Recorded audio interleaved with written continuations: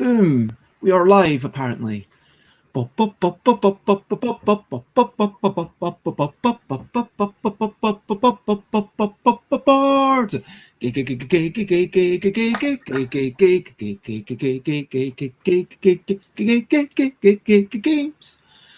games, board games, that's what we're talking about. Board games, I'm not gonna shout. I am starting off this morning with a little bit of singing. I'm looking over here and then I find Nozomi from ITTEN. They are a company based over in Japan who seem to be continuing with quite a solid plan. Board games, that's what we're talking about. Board games, board games. I'm not going to shout. Hey! Hey. And good morning, Will Cook. It's lovely to see you. And apparently, they always tune in right as I'm saying games. And yeah, it was Alan Outson, and it is not Sunday, it is Saturday. We are already confused by what day it is, although if you're international, it's all sorts of days. I am Bez, this is breakfast time, it's the board game Blether, and today is Nozomi from ITTEN. Thank you for Hi. joining us. Thank you for inviting me. And we will get into a little bit of description about you later on. People can read the bottom or they can read the description. First, I would like to remind everybody that about brilliant things, here's a little thing which is brilliant. Nozomi, do you have a brilliant thing that you would care to talk about? As you know, in Japan we eat a lot of fish, and recently I started to learn to, cut open the raw fish myself and make sashimi and these sushi out of a fish from the very beginning, and that's what I'm learning to do these days. That is super cool. I remember that I used to work in a place where I was a butcher, fishmonger, and because that's as fresh as you can get, I was very confident making my own sashimi from the fish, from the salmon, from the some crazy stuff. And how do you ensure the freshness of your fish? So you go to the market. Since I live near Tokyo, I go to the market that's the biggest in Japan, and I go there. And if you ask them, how much it is, and if you ask them how fresh it is, they'll tell you if it's from today or if it's from yesterday. Or you can also look at a fish, and if it's alive in the market, then obviously you can tell that it's very fresh. Seems very reasonable. I mean, you've got something that's alive when you see it. You can't get much fresher than that. Yeah. Let's talk about recent highlights. Listening to music and seeing the sides. Recent highlights. I have yesterday, of course, I chatted to AJ LeBron about accessibility in conventions. I cycled about 16 miles, which I felt like was quite an achievement. And I did have some fried chicken from a place like that I passed by when I was cycling, and I've not been there for, so long, possibly, and like okay, fried chicken isn't a particularly great thing, but everywhere you go, it's subtly different. Maybe it's slightly peppery, maybe it's slightly juicier, and so just putting in a tiny bit of money, £1.50 to get a few wings, to appreciate the differences of the fried chicken. And so I really enjoyed that. And listening to podcasts and sitting down in the garden for 5 minutes and having my traditional 5 minutes walk in the evening, and also listening to Dave Gorman, who still continues to make me laugh. Thank you, Dave Gorman, for the comedy. What's about your recent highlights, Nozomi? What have you been enjoying? Can't really tell. Yeah, I mentioned about the fish market. So I think I should mention something else. Oh, I've been playing a lot of games with friends and friend designers, friend publishers. Ooh, that Since takes us into games. What have we been playing? What are their names? Carry on. Yeah, so during the Corona crisis in Japan, we had to, stay at home for nearly 2 months, and we didn't have any chance to go out. But in the past few weeks, things have a little bit calmed down here in Japan. So we started going out and started playing games again, and yeah, discovered some of the classics that we haven't played yet, and also new games that came out in the recent years, and which were actually very good when we played them. Yeah. Can you name any names? So since I'm speaking on behalf of ITTEN, which is a Japanese publisher, I think I should mention a Japanese game. Yes, and I just commented. Oh, sorry, I put it on the private chat, so I'm gonna put it in the. So it's called Tenka Meido okay. in Japanese, and maybe do you? What? Oh, sure, I can show it up if you want. In English, it's called Rumble Nation. Okay, and, yeah. Yeah, I think it's already been localized in some of the places in the world. This was released, I think, a year or two ago, and won the Tokyo Game Market Award. I had the chance to play this game with a friend designer, and me and Shima and Tomi as well. But it's the gameplay is sort of like Big Shot by Alex Randolph, but the theme is in ancient Japan, medieval Japan, where different warlords are competing against each other for to expand their territory.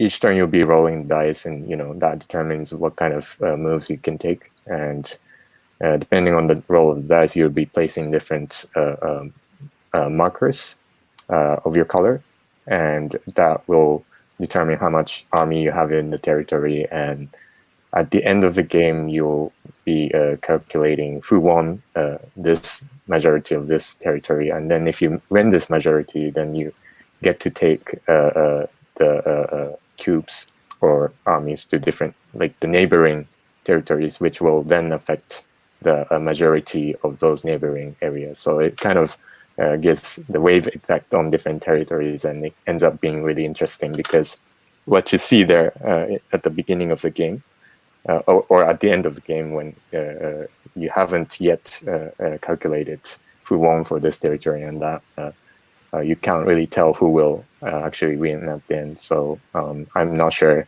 if I was able to explain it very well, but I found it really interesting, and it's one of the games that I thought I would really love to play again.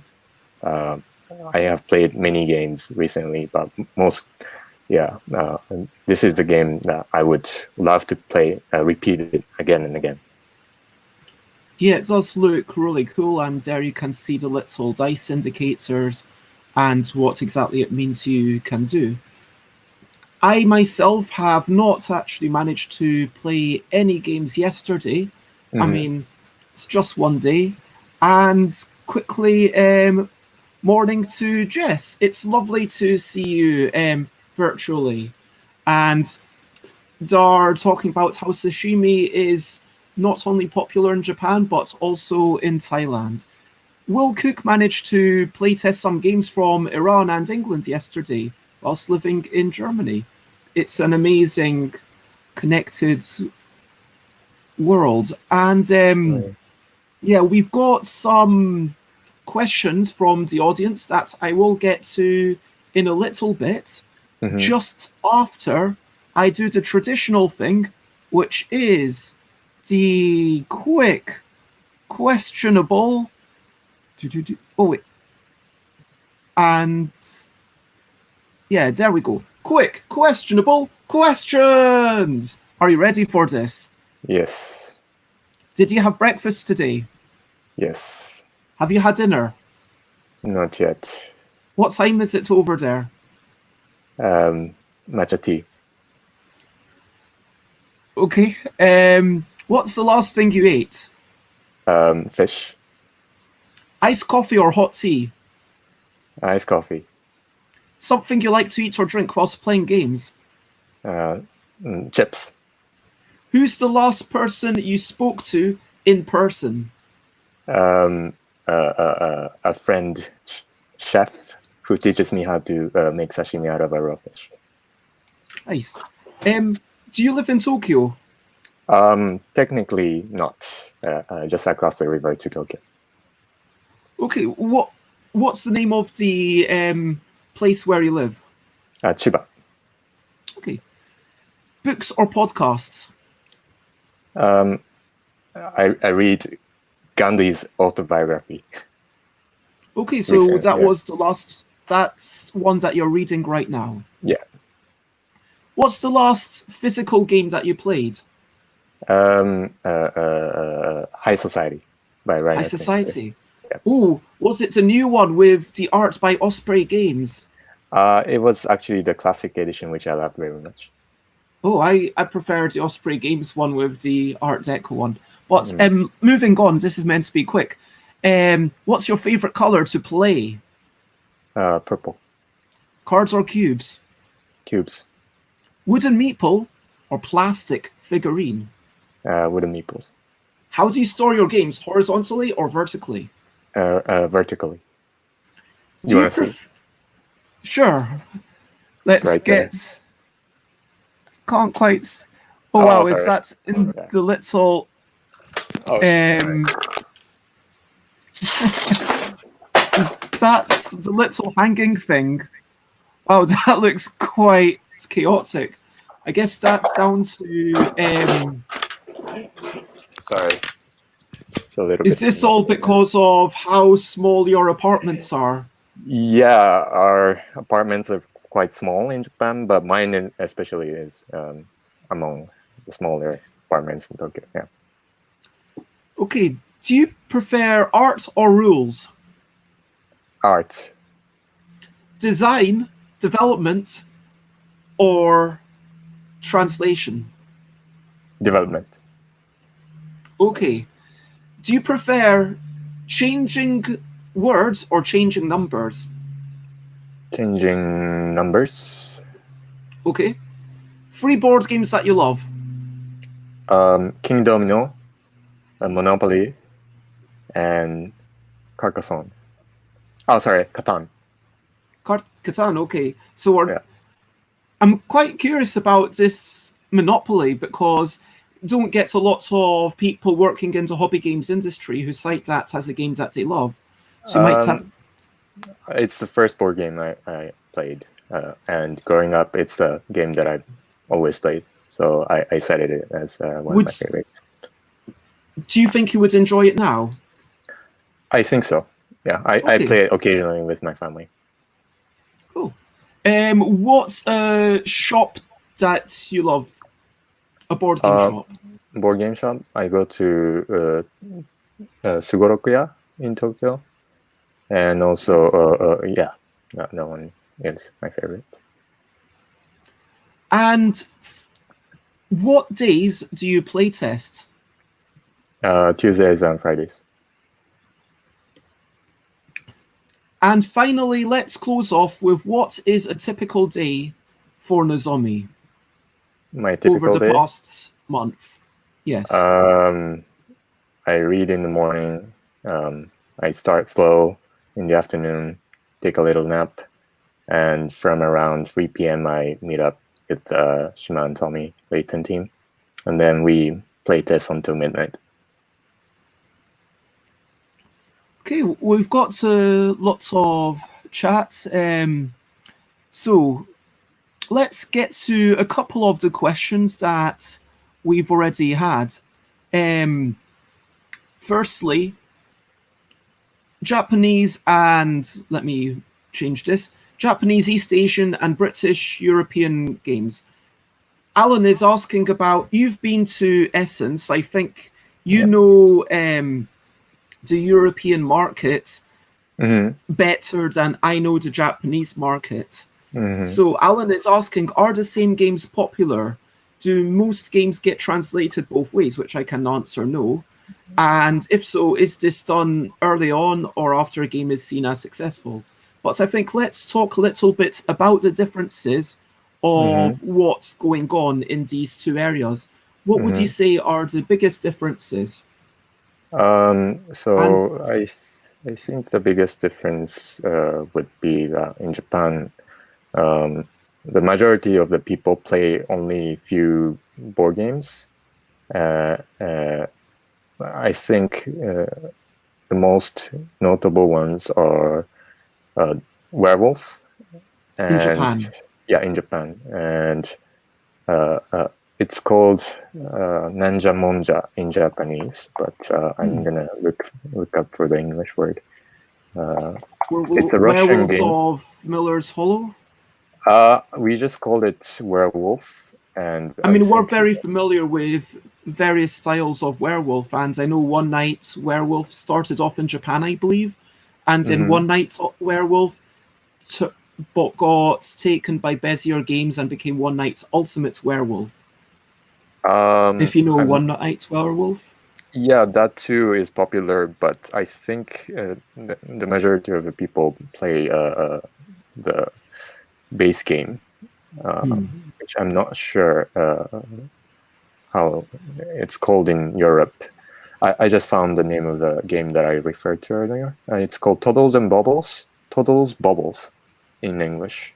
It's a Russian game, and it was published through Sugorokuya in Japan as Nanja Monja, and it's one of the most popular games in Japan, and it's my favorite too. So yeah, some of those easy, simple rules games become kind of popular in Japan, and even school kids, they bring these games to school, and the teachers tell them not to play these games during recess, and these kind of things can happen. And some of these people, get more interested in trying out different kinds of board games, and they enter the board game world. And they discovered that there are more games that this world can offer, but these games, Werewolf, Nanja Monja, and these games that people can play with simple rules, are most played among the Japanese people. Whereas in Europe, I'm not entirely sure, but I think I recall the time when I visited this German person's home. And he mentioned that he doesn't play games as often as other people that he knows, and he allowed me to see his cupboard where he stored his games, and I discovered that he has more than 10 games in his shelf. And if I hear someone say the same thing in Japan, I would probably find 2 or 3 games in his shelf. But in Germany, this person who says that he doesn't play that much has that many games in stock. So that kind of shows a contrast between Japan and Germany. But having said that, the people that you interact with in Germany are probably more likely to be on the hobby gamer side, and the people who go to Essen are going to be the people who have hundreds of games, most probably, who are super into games. They are going to this big convention to buy more games. And surely it's the same with the people who go to the Tokyo Game Market. Sorry, is that the name of the board game? Is it the Tokyo Game Market? Yeah. And so surely people who go to the Tokyo Game Market are also quite likely to have maybe 100 games, and if they have like only 10 games, they say, well, I don't have that many. Would you say that's the case? I think people who come to Tokyo Game Market, they are already quite an enthusiast to make that commitment to come to this part of Tokyo, which is kind of far apart from the residential area, and to spend their whole entire day going there. So I think if you see people there, you can kind of assume that many of these people are actually already into board games. But I think in the recent years, you will also find people that are new to games. Because the event is growing bigger, and it's getting more publicity, and people find that, oh, this is happening in the weekend. Why not? Why should we not go? And these couples and people, families, and all these people are who are not too familiar with board games will also attend the event, and they might buy a game or two. But to be clear about the episode that I mentioned earlier, this person that I was talking about, he had nothing to do with Essen. He is a person that I met in Germany where I stayed. And Okay. yeah, so he is not a geek. Like he doesn't he doesn't say that board gaming is his hobby, and yet you open his shelf and you find that many games. That was kind of an experience that gave me this feeling of contrast between Japan and Germany. I don't know the rest of Europe, in these ordinary levels, but at least in Germany, I felt that was the case. Yeah, I can totally see that, and I know that there's in Japan an anime for everything. I've even seen the animation for can't remember what it's called. It's like a board game club in a school.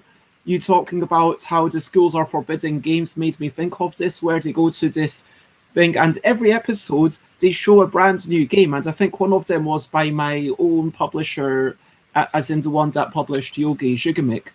And yeah, they've got, oh, here's how to play this game. This is going to be, and one of them might have been like for Kakerlak and Poker. Another one might have been for the not Istanbul, the one with the carpets where you're going round. But yeah, do you know this anime? And is that a realistic is that a realistic representation of what board games are like? That it's really so crazy, and everyone's like, oh my god, I never knew these games. That it's such a niche thing. Yeah, I think this it's originally a manga, and it was turned into an anime recently. And I read the first book of this manga series, and I kind of know how the story goes. So the story happens in this high school, and these female students, one of them works in a board game shop, so she is quite acquainted with all the good games that are out there, and she introduces all these games to her friends. And as you mentioned, Kakelahan, like that game is quite classic, and everyone plays that if you're a board gamer, if you're in this world. But most people don't know about the game if you haven't played the game, or So what you mentioned earlier is quite right about Japan. If you are new to board games, then you don't even know the biggest title in board games. For example, Catan. You might not know Carcassonne. You might not know, Pandemic. I think the only two games you might know are the Life game and As in the Monopoly. Hasbro Game of Life. Yeah, Okay. Game of Life. Yeah. And so when I mentioned to my friend or acquaintances that I work in the board game industry, like I mentioned these games, the Game of Life or Monopoly, I make things like that, and they might go, oh, I kind of understand what you're dealing with. Yeah. And morning, Aquasulis, it's lovely to have you. And they make the point that on a cultural level, Germany used to have, after post-war Germany, used to have a lot more restriction on what they could have. So there was a lot more space for board games. And Right. Will Cook, who lives in Germany, says they have a game night with friends once every week or two, even before they would consider themselves to be a hobby gamer. Wow. and now they play games basically every day, like myself. And yeah, in the UK, there was lots of TVs. So I think in the UK, it's more similar to Japan, where yes, people are trying to pull people towards UK Games Expo and things, but it's still only 20,000 people who come over to it in a nation of, I don't know, many millions. And it's a very small island, UK, when you think about it. So the fact that there's only 20,000 people, whereas at Essen, I believe it's about 100, something like 200,000, including exhibitors, I think. Oh, is that 200,000 if you include people who go multiple days as multiple Yeah, people? including now, I think. But yeah, that I think it's about 100,000 if you don't include that. So 100,000 unique people. And but yeah,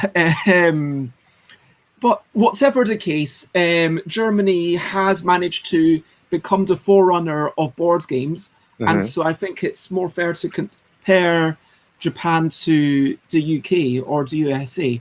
But going back to firstly, Alan Outson's question of are you able to get the big titles over there? I assume it sounds like you are able to get Pandemic, Catan, the big things by Asmodee, but something by an independent designer, like sure, I'm lucky enough that I don't know if you've seen it in any shops. I don't know if it's popular or not, but Yogi, I know it's been translated into Japanese, which for me is quite amazing. And of course, your own Tokyo Highway is now in the UK, and hopefully we can talk about that because people are talking about Moonbase that they saw at UK Games Expo 2019, but they can't see it. And independent stuff is just really difficult to get across. The other, so I'm going to just, would you agree with me that generally translation and adaptation and proper distribution is done after it's somewhat successful generally? Since as in general or as ITTEN, do you? No, in general, for Japanese games going across or foreign games coming to Japan, it's normally translated after it's already been popular. Yes, as for games in Europe that come into Japan, I think most publishers choose to translate it to Japanese and publish it in Japan based on how much popularity it gets in Europe.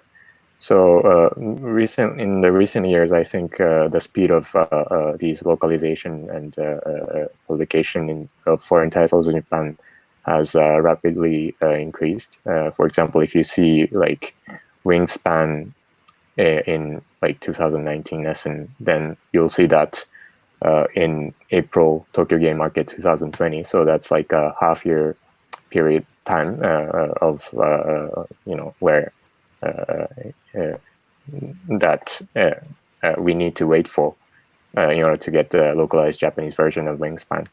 So that's kind of a pace that things are starting to move with, which is a good thing, I think, for people who are looking for major titles in Europe and with Japanese rules. So yeah, I think in the recent years it has increased in that sense. But as you say, independent publishers, games by those people, I think are harder to get in Japan. And we find, since we go to foreign shows like Essen and Gen Con and all these places, we find many games from these independent publishers, and we find that some of them are really good. But oh yeah, of course, they don't reach the Japanese market since they're a smaller publisher.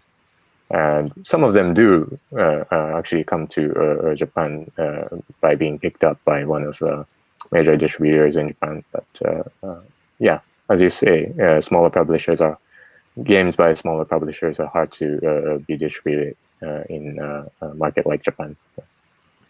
And I know that on Facebook we had questions about your own distribution, which I'd like to get into in the course of the history of ITTEN, if we can get into that in a section. And Will Cook says, you donated Here Comes the Dog and Hatsuden for the Ludothek in Leipzig. And people in Leipzig are more interested in games, in ITTEN games, but not sure how to find ITTEN games for themselves. Okay. So if someone in Leipzig wants to buy Hatsuden or Here Comes the Dog or any of your other games, how would they find them? Okay, I think one shop that sells our games in Europe now is Nice Game Shop. It's a small online shop based in, I think, Bonn, which is close to Essen. I don't think you can find the entire lineup, but I think you'll be able to find some of our games there. And also, we're working on expanding our distribution line in Europe. And I think for games like Tribe and Moonbase, we're working on more distribution. But some of these projects are being delayed due to the current crisis of the coronavirus. So I think we're steadily moving forward in making our games more available in foreign markets.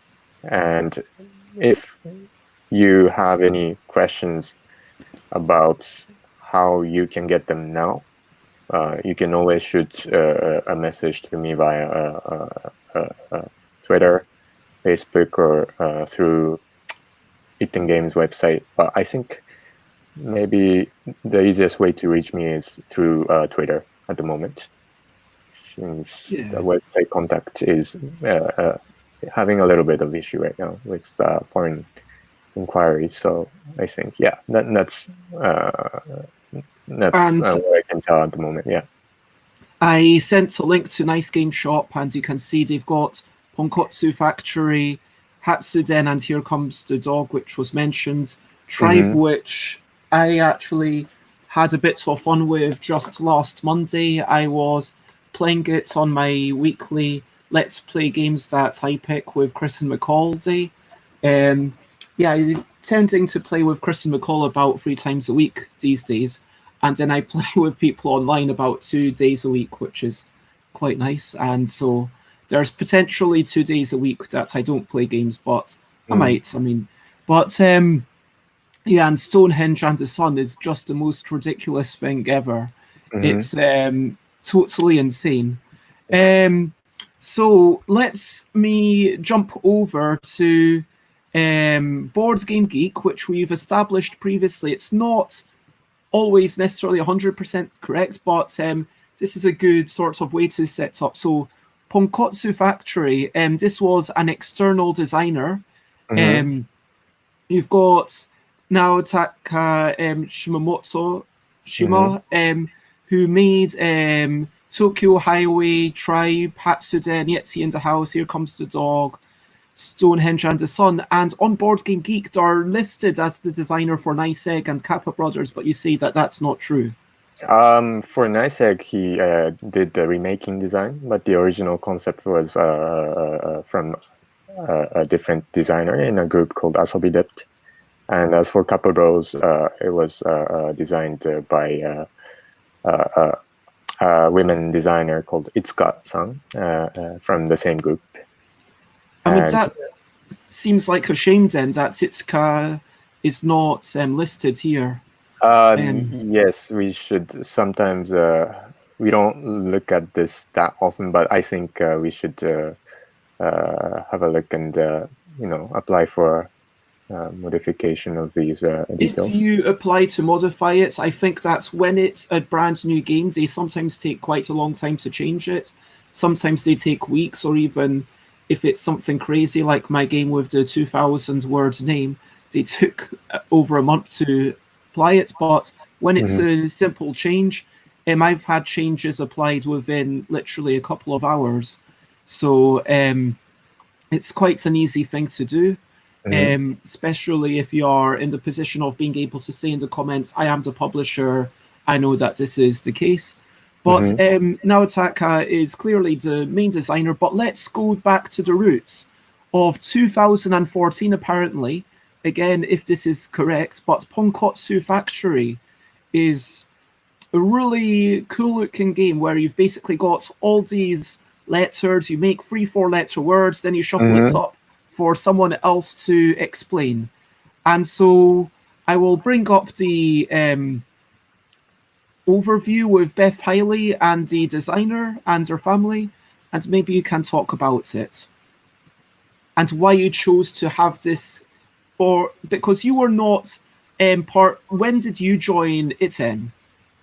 I joined when ITTEN was not yet a company.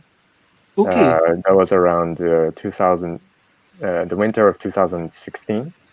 So that's when I joined the circle. Like ITTEN was still not a corporate body.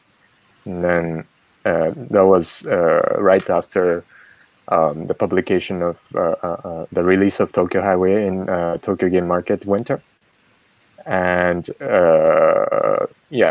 Tommy, who is art director of ITTEN, is actually my ex-boss in my previous company. And he invited me to join. And he asked me if I liked board games, and I mentioned that I played Catan a lot in college. So I thought it was kind of interesting what they were doing. So I started to join their activities, and then so things got busier, and we started making new games, and I started making more commitment to ITTEN after it turned into a company in 2017. So when you had joined, what games had ITTEN already made? So Ponkotsu Factory was already made, presumably? Not yet. Ponkotsu Factory, we worked on it in 2017. So it was one of the first games that I was also involved with. But I think the reason why the publication year of this game is set at 2014 is probably because the designer of this game, Mr. Koriyama, we actually met him today to carry some games to his home. Oh, wow. Yeah, and he had this Japanese game, and which was in Japanese because he's a Japanese teacher, and he likes to make games based on letters and words. And he had the idea of turning his Japanese version of this game into an English edition. So that's why he came up. Was it originally based on hiragana? Yeah, I think so. The hiragana version of hiragana, by the way, is one of the basic writing system in Japanese, and for those who don't know about it. And in Japanese, it's 3 letters, but when he turned it into an English version, he made it so that you make 3 4-letter words because that's more common in the English language.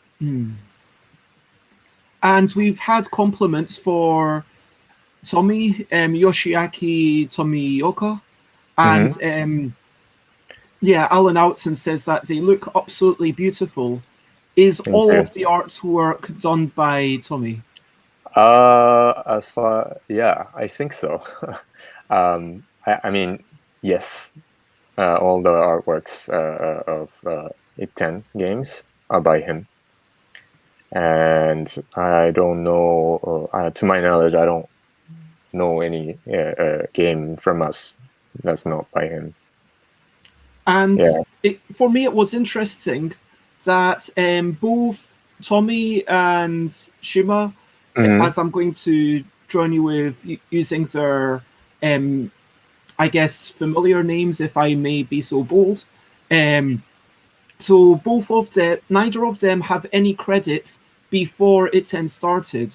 So how was this process? Were they deciding to get together and start a company together? Were they already friends?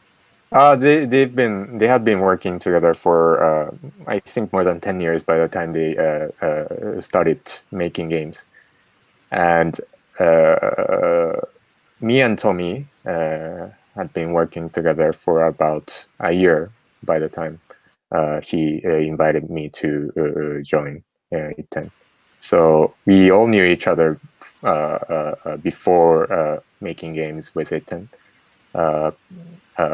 And we had different projects going on which are not related to games that we were working together for. So, why have you not had? Why was this ITTEN's first game? And why? Yeah, why? So, and is ITTEN just the three of you? Yes. Yeah. Sometimes when we go to foreign conventions, people think we have people abroad and all that, but we are a very small organization. It's run by the three of us. And the very first game by ITTEN is actually Hatsuden. And so, Shima is the president of ITTEN, and he's the founder of the very concept of ITTEN as a circle and a company. And he has always been a gamer. I think he mentioned about playing only a few games for the majority of his life. He mentioned he liked playing Acquire. He liked, I think, Scotland Yard. And one more game that is quite classic. I think he mentioned 3 major games that he had been playing until he actually started making games. And so his hobby was board games, but it was not his profession. And he used to do different types of jobs in promotion, in advertisement, in running events. And in some of these projects, Tommy and Shima used to work together. And they thought that maybe so this is the interesting story. So Shima broke his leg at one point, and that's when he thought he had time for making things that he didn't have time for until then. So he had so my knowledge may not be 100% accurate. So he had 2 options he had in mind. One is to do bird watching, and another was to do board game design. So that's when he started contemplating like these ideas about games. And that's, if I understand it correctly, that's when he started making Tokyo Highway. And I've got played a copy of Hatsuden. It's a very, it's a nicely made game. It's not quite got the amazing wow factor of some of your other things. Like, I want to talk about Tribe and Tokyo Highway and also Stonehenge and the Sun, because Stonehenge and the Sun is just crazy, but Tribe and Tokyo Highway, the interesting thing there is that they combine a little bit of tactics or even strategy with the dexterity. And this is a very unusual thing. Now, I want to give a shout out to Sarah Kennington from Scotland, who has made a game called Awesome. And we've got a shout out for Hatsuden in the comments. But yeah, so how was it with Tokyo Highway? And yeah, talk about the origin of that, but also how did you give us the 30-second origin story? So I think I should mention that Shima was a sculpture artist at one point of his life. His major in his university was in sculpture. So he was an artist once, And that's why many of the concepts that he comes up with are related to physical objects and how they can build up while interacting with the game rules.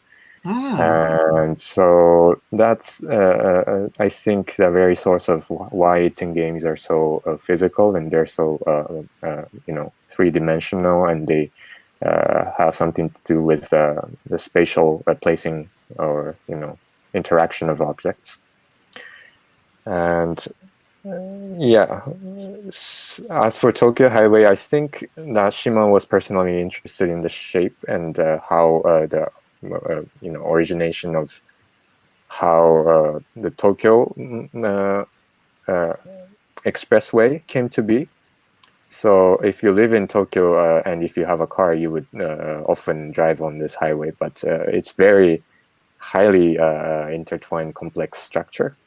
And it was built during, as mentioned in the rules sheet, around the time when Japan had its first Olympics.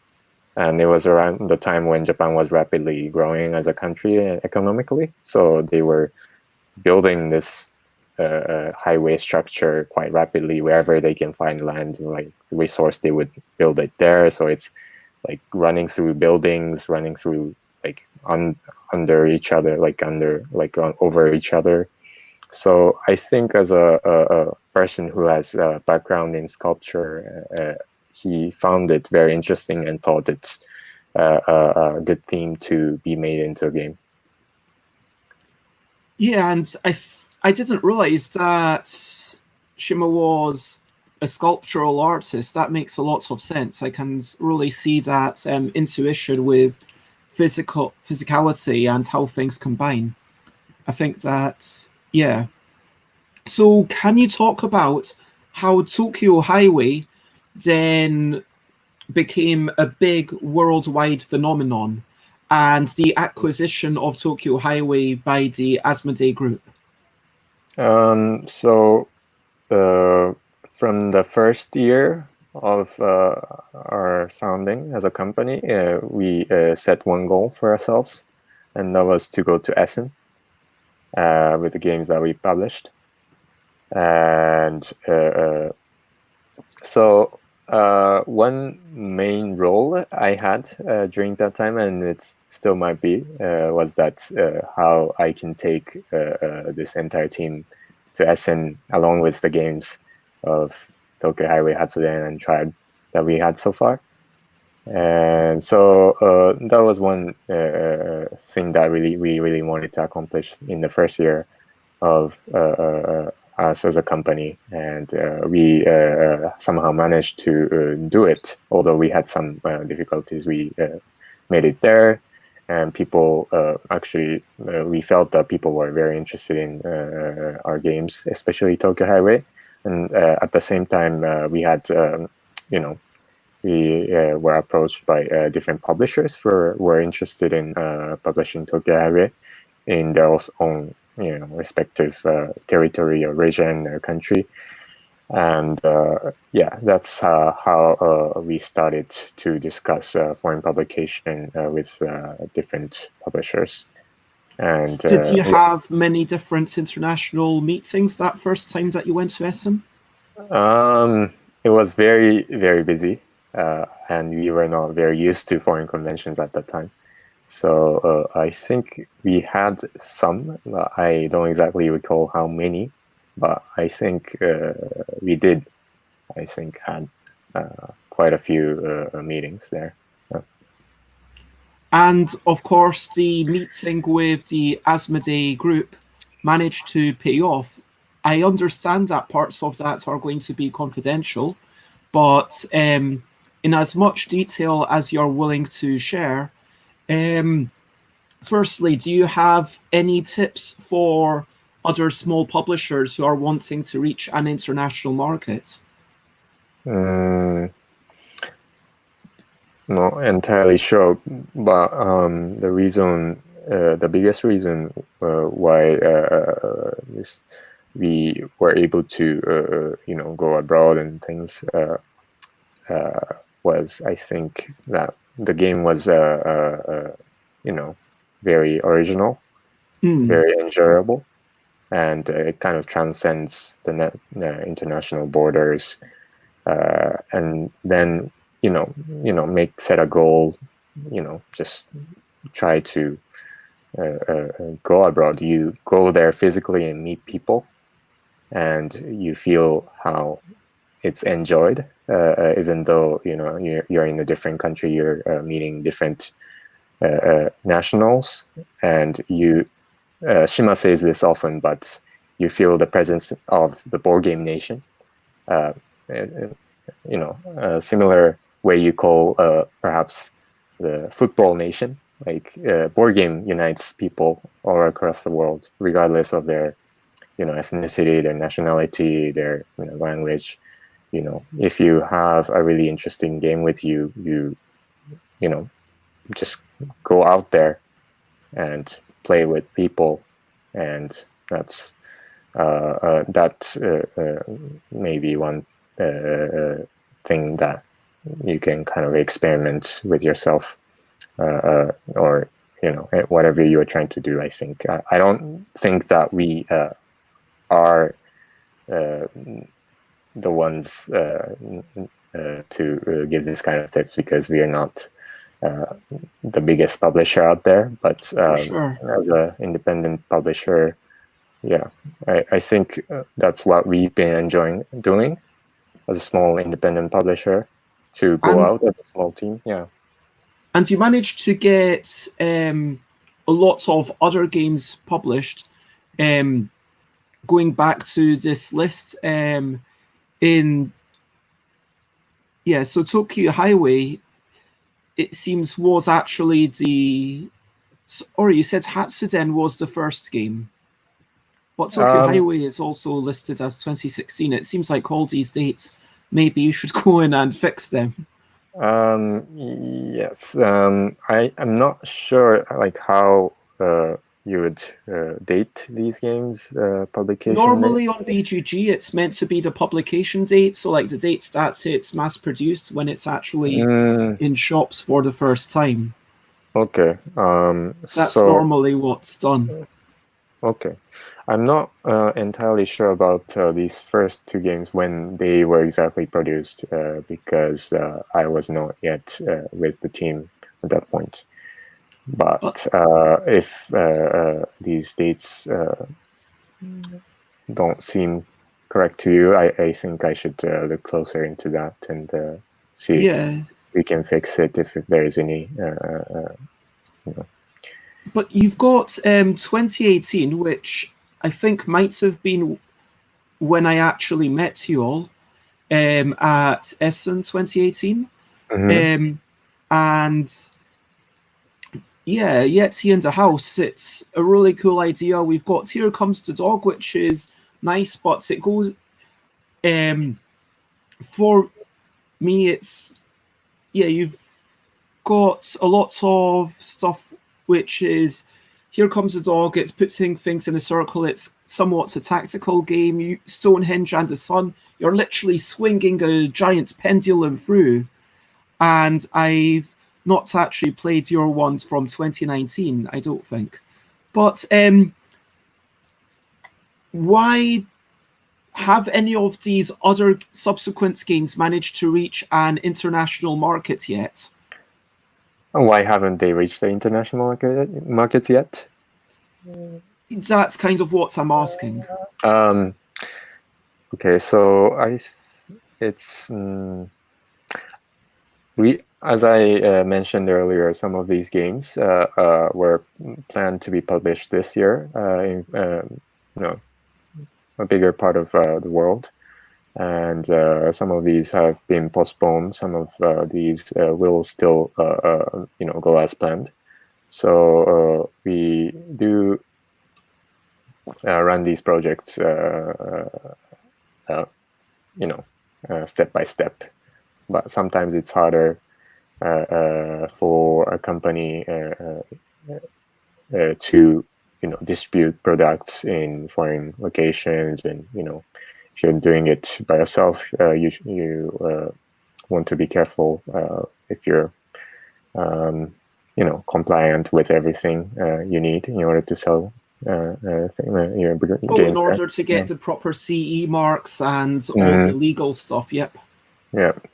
So we are taking it step by step, and I think that since now we have this kind of situation, we looking more towards how we can find other ways we can make our games more accessible to foreign fans and gamers. One of those things we are thinking about is might be a great way is as everybody understands, Kickstarter. It's one way to reach the foreign audience, aside from going to foreign conventions. So perhaps in the future, we and might. Stonehenge and the Sun, of course, was a Kickstarter title. We tried Stonehenge and the Sun on Kickstarter, as our first project on Kickstarter. But for the future, we might be more inclined to be on Kickstarter, as mentioned.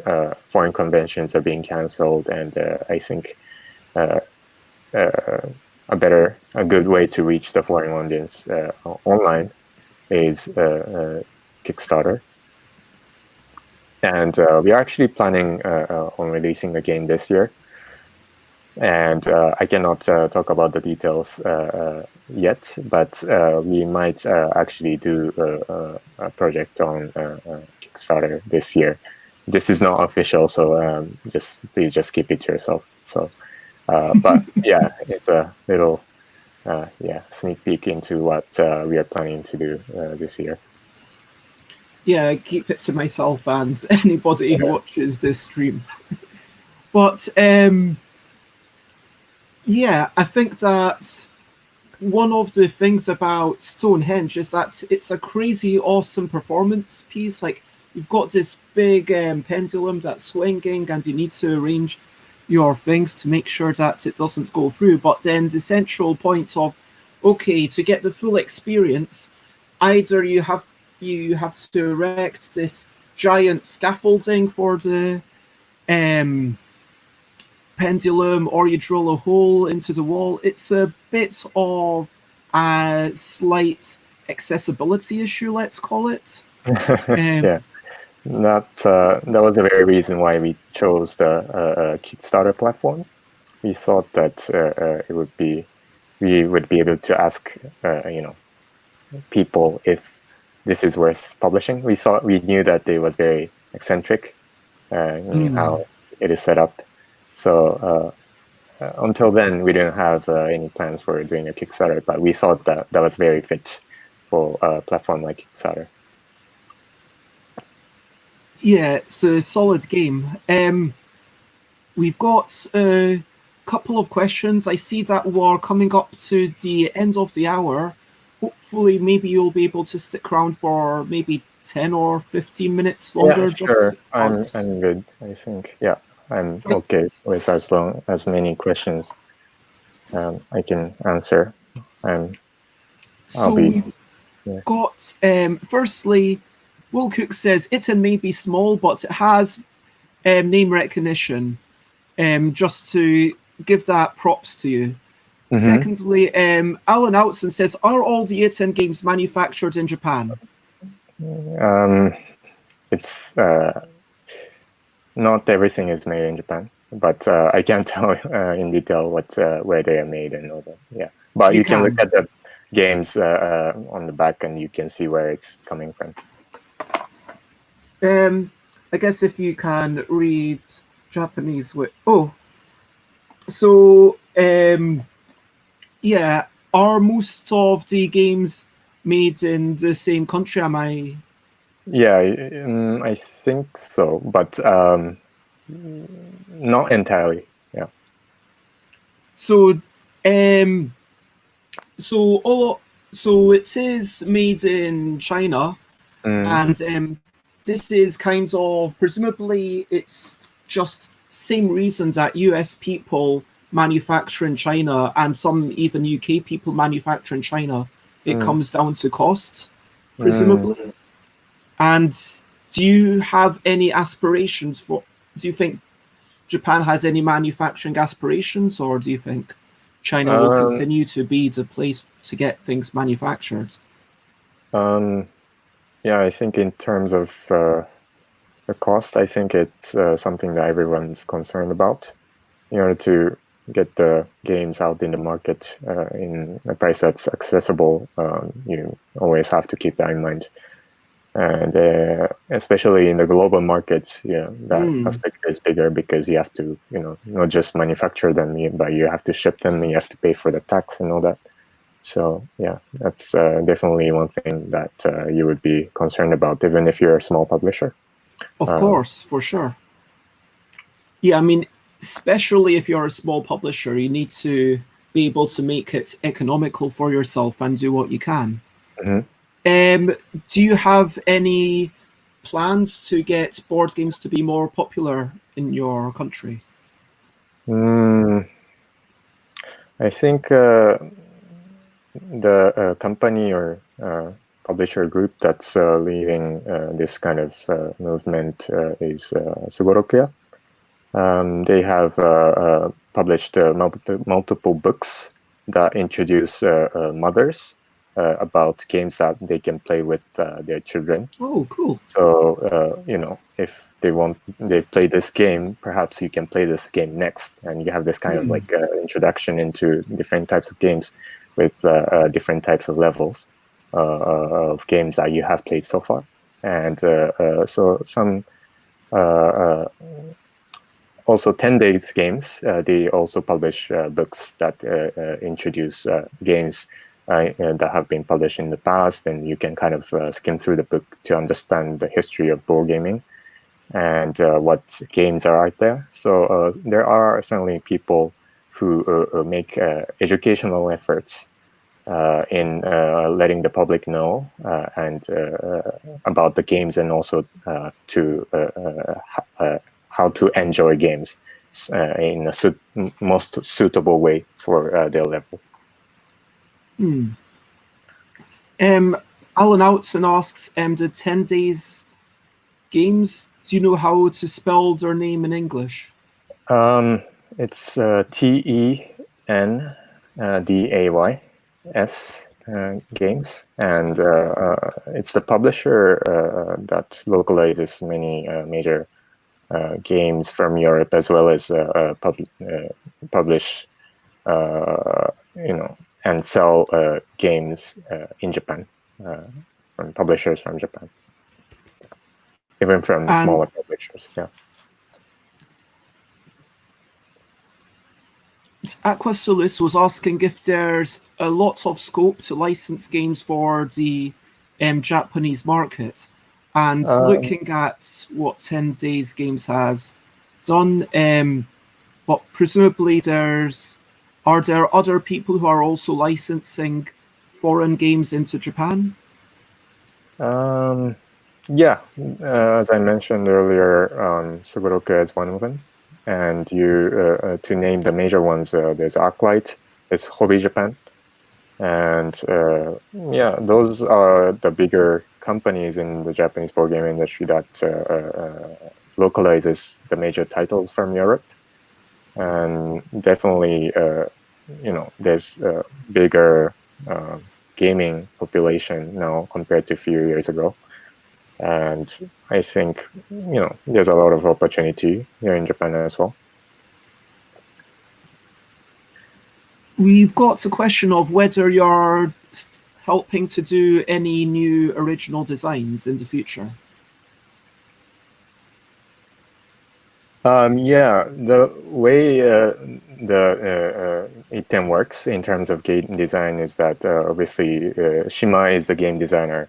He comes up with the original concepts, and he brings it to the team, and we play test it, and we give him feedback, and we mention, oh, this is good, it's not so good, and if we find that any of his ideas are good enough to proceed with development, we meet multiple times and discuss how we can improve the game. And so in terms of development, it's a kind of a team process. And as for myself, for example, like the expansion of Tokyo Highway, yeah, it's has been co-designed by the three of us. And perhaps as for the basic rules of Tribe, it's the easier version of Tribe. I got involved more compared to other games. And so Tommy is the art director, but he also gives a lot of feedback in the development process. So, and the one who decides which rules to proceed with, which rules to be to make that this is the final, and that decision rests with Shima. So most of our designs are the designs of Shima for that reason. It sounds like a really good work situation. Would you say that you feel comfortable as a company, thanks to the success of Tokyo Highway, that you are able to now continue for the foreseeable future, as long as you want? Yes, the very reason that Shima thought that he can make it in a company is that because he had the first two successes with Hatsuden and Tokyo Highway, and we were able to kind of gain the audience for that, and also as a company, as a business, we were able to, gain more confidence in what we may be able to do for the future. And we were able to pursue that in the past few years and publish more games so that, we become a sort of recognized as a brand, not just publish a few games, but we were able to, publish so far around 10 games, and we also still wish to make more towards the future. Yeah, you're definitely becoming a bit of a powerhouse, and things like Nice Egg, which you've gotten from outsourced from other people making this product. Yeah, outsourced is not exactly the word. They're our friends, so like we just meet up, and we play together in game meetups, and we met them in actually Is This a Game convention, and we were together working on that, and we learned about each other, and they seem to have so many games that they don't seem to publish and have make it available in the broader market. So we picked up some of these games, and thought that we could make the ITTEN version of these games that they came up with. And yeah, this just seems crazy. I know you said it's something like 1 point if he gets onto the white, and 2 points if he gets onto the yellow or something. Yeah. So first of all, you're trying to land your yolk on the egg white, and then after everybody does that, whoever has their yolk closest to the center chip that's placed at the beginning of the round will be able to take it, and that counts as a point. And if you drop a yolk and it goes out of the egg white, so that would mean that you're disqualified. But whoever gains 2 points first, finally wins the game. It's a short 15 minutes game. Yeah. Do you take turns to do like all the yolks, but from one person, or are the different yolks? Do different people own the different yolks? I'm really trying to work out what goes on here, because it feels like just completely random, and it's trying to work out, is there any interaction? So there are 3 different sizes of yolks that you can choose from. And once you drop your yolk, and even if it lands on the egg white, the subsequent players can kind of knock them out by their dropping of their yolk. So even if you were successful, you cannot rest, assured that it will remain at the end of the round because everybody will be dropping their yoke. And what's this little black thing? Oh, it's just a frying pan that indicates the starting player of the round. Okay. That is wow. So we've got, this is the stuff that I've heard people saying that are waiting on coming to the UK in a more global way, because was ITTEN exhibiting at UK Games Expo 2019? 2019, yes, yeah, we were present there last year. It was the first year for us to be at UK Games Expo. Do you think you will continue going in the future in 2021 if it happens? Definitely, we were planning on going there this year, and unfortunately, it was canceled. So we really enjoyed being there. We liked the audience there, and we enjoyed the atmosphere and all the experience we had interacting with the UK audience. I mean, I asked about this on the Big Cock Facebook group, and there was a lot of love for you over there. And now that COVID and everything has put a dampener into your plans, what are your plans for global distribution or whatever? So what's your realistic timeline? As mentioned earlier, Kickstarter is one of them. That's one great, I wouldn't say substitute, but way that you can otherwise reach the foreign audience if you don't have events abroad. And I think we just have to, keep making games. And if a new game comes, then I think it will still attract the attention of foreign audience. And if you're good enough in advertising or making that public, then I think we can still show that we are working on new things, and we are making games and we are making something interesting. And I think we need to make more efforts into that. Our online presence, our online publicity. That is something that we cannot say that we are necessarily strong at, but I think we should focus or pay more attention to that and emphasize it for the future. I just want to say I love this kind of diagrammatic style that you've used for explaining the rules, because even if you can't read the text, I think it's fairly clear. And just for those who don't know, Yeti in the House is such a unique game. You've got the mountain, which is the starting point that has to be visible. You hide the Yeti somewhere. You also hide the footprints. And so if someone goes and finds the Yeti, based on your photo that you will share, and you're allowed to make it blurry or do something to make the photo black and white or put a filter on it. But if someone's fooled and they go to the wrong book, then they will find the footprints and you win because you've managed to have the Yeti escape. And this is such a crazy social game. It almost feels like an arts project. I realize we never talked about the whole convention of, is this a game? And that thing, which is lovely. I just want to also shout out to your graphic design, which is presumably all, is the website and coding, is that all by Tommy? The coding and the website thing, I think, is by a different person that we work with externally.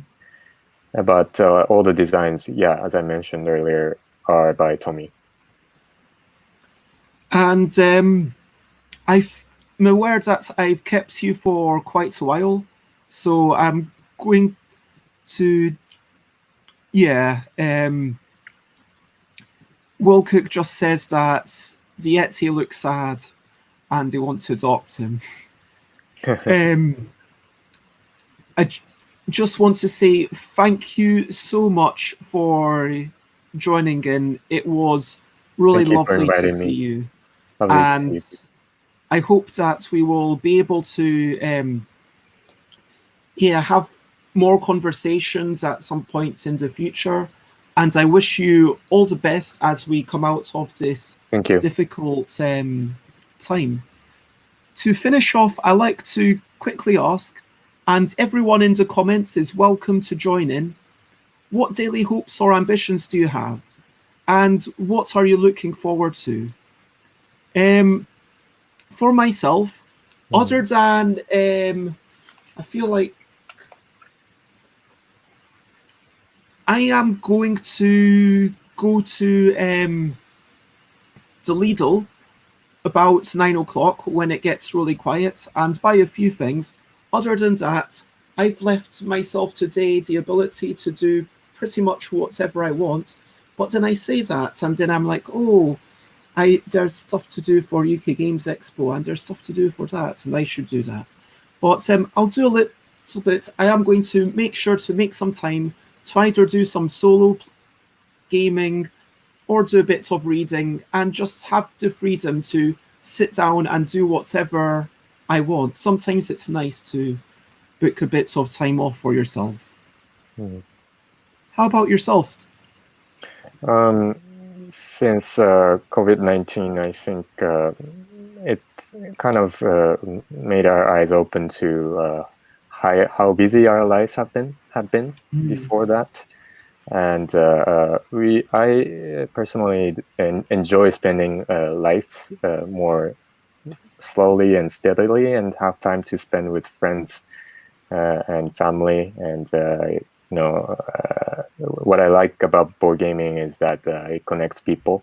Like for example, at home, my brother barely speaks to me, but when playing games, he does, a word or two. Yeah. So that kind of thing is what board gaming is like, lovely. So I think that I get to connect more with people that I care about, and perhaps if board gaming is a good tool for that, maybe I will use that and have a quality time frame with people that I want to spend time with. That is such a lovely thing to both look forward to, and also the hope and ambition to continue bringing people together. And Will Cook is going on a space adventure with Aquasolus. Earth is so 2019, get over it. And I assume that some sort of Alan Outson is playing High Society and The Arrival with the family later. And Will Cook is technically at PortalCon in Poland. And yeah, that does sound lovely. And yeah, let me know also, Will Cook, if you, or indeed Aquasolus, or Jess, if you fancy a quick game of something online, because it's been so long since I've seen you. Maybe we can mix together a WhatsApp with something. And Jess says, it's a lovely perspective that you have on lockdown. Thanks for reminding them as life ups the pace again. And so thank you for reminding Jess, and also everyone else, myself and everyone in the chat. And daily hopes and ambitions. You know what? I'm going to lower my personal goals very much today. My personal goals are to walk outside for 5 minutes, do my daily ingress. I might have a run. I might have a run over to about 2 miles that way where there's a blue portal, and I smash the blue portal with my mobile phone. Ingress, the online game, the zombie? No, sorry. So like this is an online game. It's like Pokemon Go, but it came before, and you go around and then you press buttons to smash things, and then you press buttons to build things. But it's all like this alternate reality games. And I'm on the green team, and so the green team is currently losing globally. So if you join in, be sure to join the green team because we need the help. And the green team is clearly the best because I'm part of the green team. But Yeah, I'm just having a quick walk and going to the supermarket to buy a couple of essential things. That is all. Everything else is just to have a good day, to smile, to enjoy myself, to have something that's fulfilling. And what's about you? So it's 7 p.m. right now in Japan, and I plan to have some tempura that my friend will cook for me. We went to the fish market together this morning. Your friend is called Will? No. Oh, I thought you said your friend Will cooks for you. Oh, no. I'm in Japan. No, my friends are Japanese, basically. So yeah, that's what I'm going to do this evening. And yeah, I think, as you mentioned, I take take it slowly and set goals for the day, but I don't like push myself too hard, but to go steadily towards the goals that I myself personally and as a team have. Just keep going forward steadily, make progress. As long as you're making progress, then I think however slow you are, you're doing all right. Okay. You know what? We seem to have a few people who are up for a Skype and play, so I'm going to do this as an open invite. I'm going to say that anyone watching, let's pick that new game that came out, Crazy Farmers and the Clutus Electrics, and we can play it together and I can explain it because it's a game that takes 4 people, which might not. If we have more than 4 people, we can play Can't Stop, or we can play For Sale. We'll see how many people we have. I'm happy to explain the game on Board Game Arena. We can play together, and that will be a really nice thing. And apparently, I don't know if that's racist, but but it has been a lovely thing. To everyone, share it, vomit, like it, follow it. If you want to get involved in the playing of games, what's a good way to contact me? Maybe you can all whisper to me on Twitch. That's a thing that I think I've worked out how to do, and most people here are on Twitch. My next streams are... Whoops, let me just delete the Saturday. Tomorrow at 10 a.m. I am going to be here, as I am every day at 10 a.m. I'm going to be reviewing my week, and doing a little bit of the check-in because I think right now I really need it. There might be a little bit of sadness in there. If you want to skip that, I'll totally understand it. Monday, we're talking to a local board game cafe, Cakes and Ladders. It's literally in a big red bus. Tuesday is Alan Paul talking about the history of wargaming, 8 p.m. We're going to play a written alphabetical and a game called Mansplaining. Wednesday, 10 a.m. is Yoshida. Then Colvin will talk about why writing is important. Thursday, a prize play along, and that is the next week's lineup. And so, we have had a wonderful chat. ITTEN does do some amazing things, so please keep it up, and all the best with your future things. Thank you. And thank you everyone with in the chat. Thank you, Alan, Will Cook, Jessica, Jess, Aquasulis, and everyone who's just watching and lurking. I'm also happy to have you along. And thank you for that little comment, Will Cook.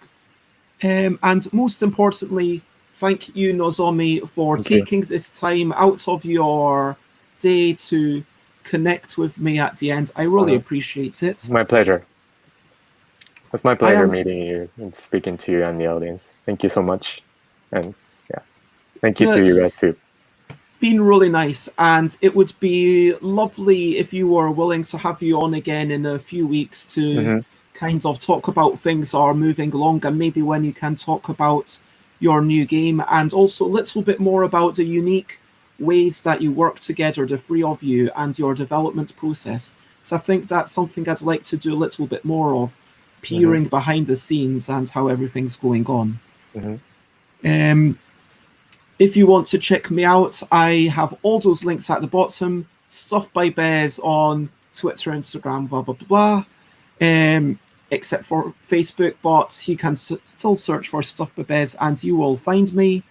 And with ITTEN, there are the websites that you can find in the comments, or I've pasted into the thing. And for now, there is only one thing left to do. And the only thing left to do is to say thank you. Bye, bye, Bye, bye, bye. bye. This is a goodbye song. Bye, bye, bye, bye. Thank you for watching along. Bye, bye, bye, bye. This is the end of the show. Bye, bye, bye, bye. Now it's time to go. Bye, bye, bye, bye. This is the end of the show. Bye, bye, bye, bye. Now it's time to go. Bye, bye, bye, bye. This is a goodbye song. Bye, bye, bye, bye. Thank you for watching along. Bye, bye, everybody. Bye, bye, everybody. Thank you.